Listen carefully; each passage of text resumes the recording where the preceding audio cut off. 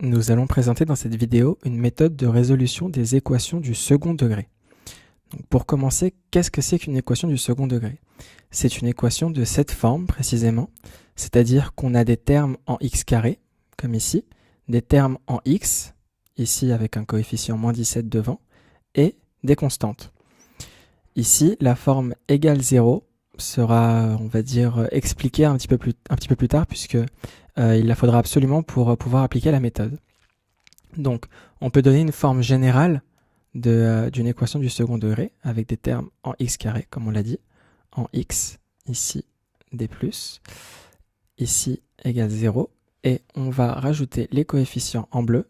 Donc, on a en général les coefficients qui sont notés a, b et c, ce qui nous donne une équation de la forme ax carré plus bx plus c égale 0, sachant que les coefficients a, b et c peuvent être positifs ou négatifs, comme ici, on a le coefficient b qui vaut moins 17 qui est donc négatif. En général, les coefficients sont toujours notés a, b et c, a étant celui affecté à l'inconnu x carré, le b affecté au x et le c toujours affecté en général à la constante. Maintenant, que veut dire résoudre une équation du second degré? Donc, c'est exactement pareil que de résoudre une équation du type x plus 1 égale 1, une équation facile donc. Quand on veut résoudre x plus 1 égale 1, on cherche le x tel que le membre de gauche est égal au membre de droite. Et bien là, c'est rigoureusement pareil.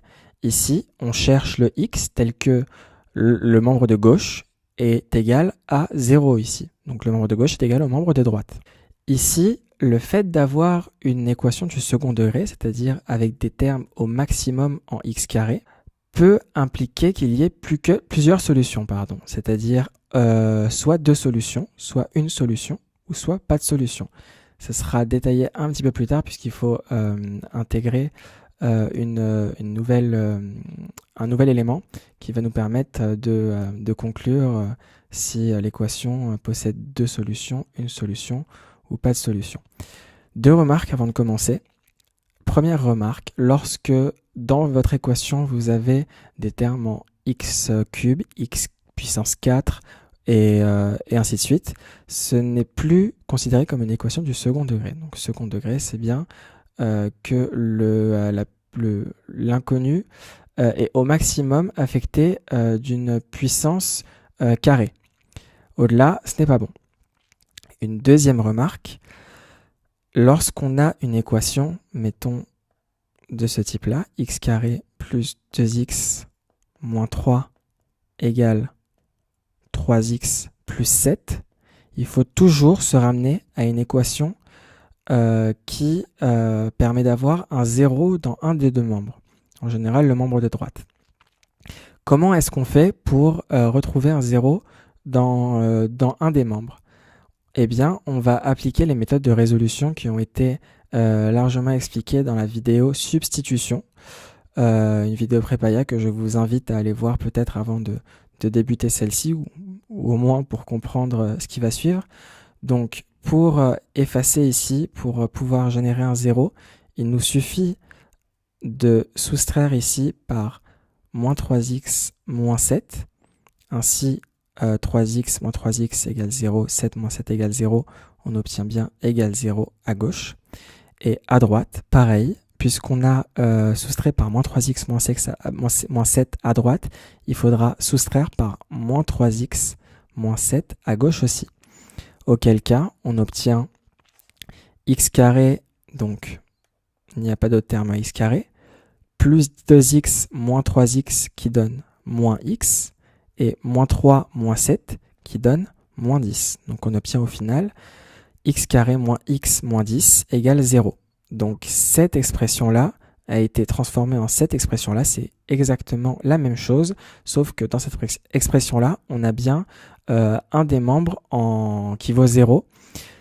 C'est la condition sine qua non pour appliquer la méthode qui va suivre, qui est la méthode de résolution générale des équations du second degré.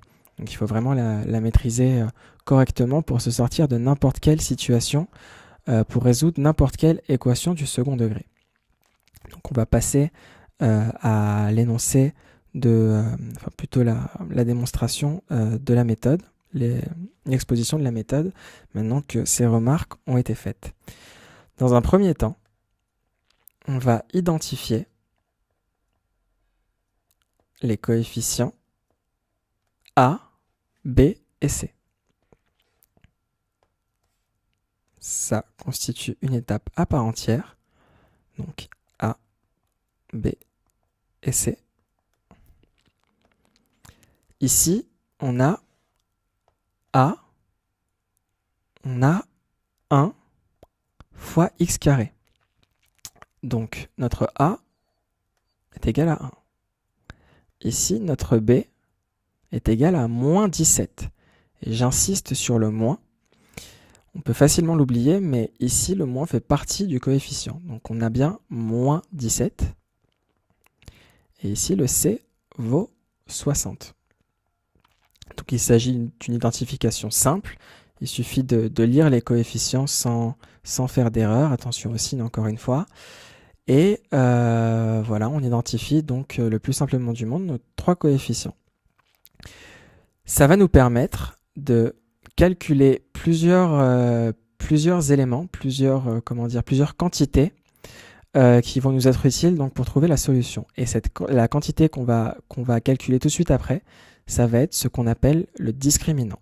Donc deuxième étape, calculer le discriminant de cette équation.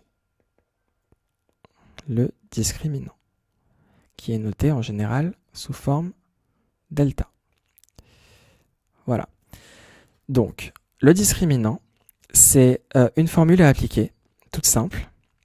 Donc, delta, discriminant, est égal à B, qu'on élève au carré, moins 4, multiplié par le coefficient A fois le coefficient C.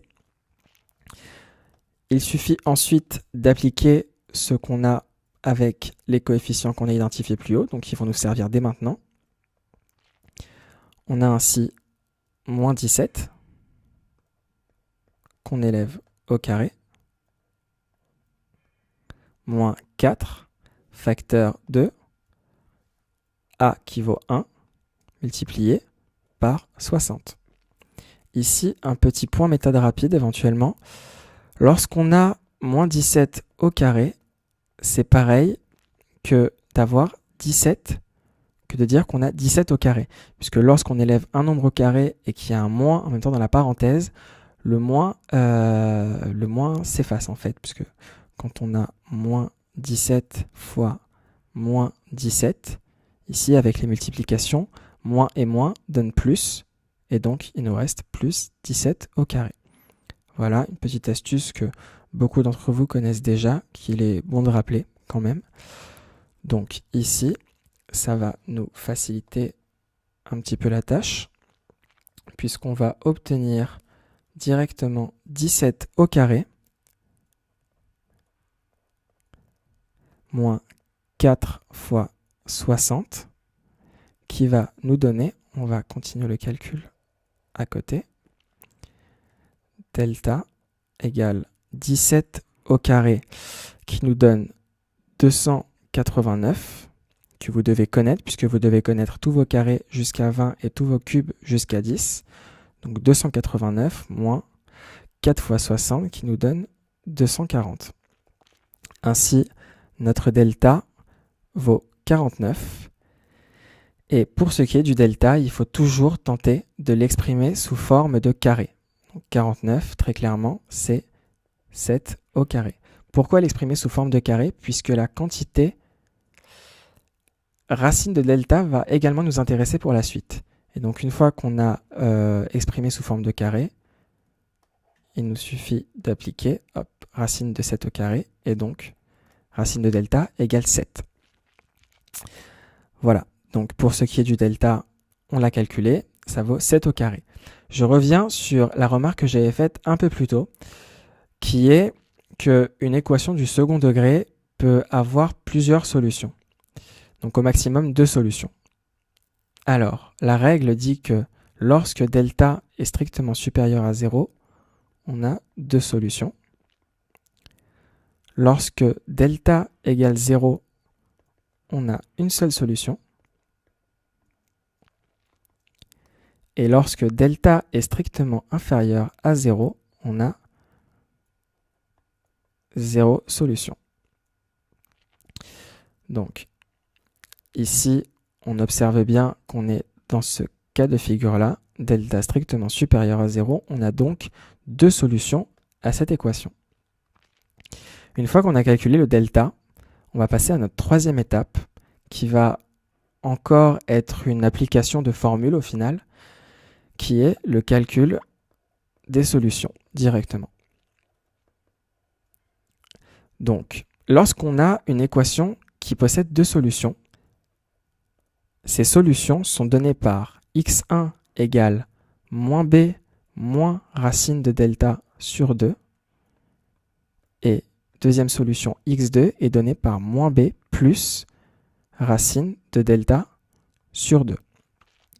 Donc dans le cas d'une équation à 2 solutions, les 2 solutions sont données par ces 2 formules qu'il faut donc apprendre par cœur.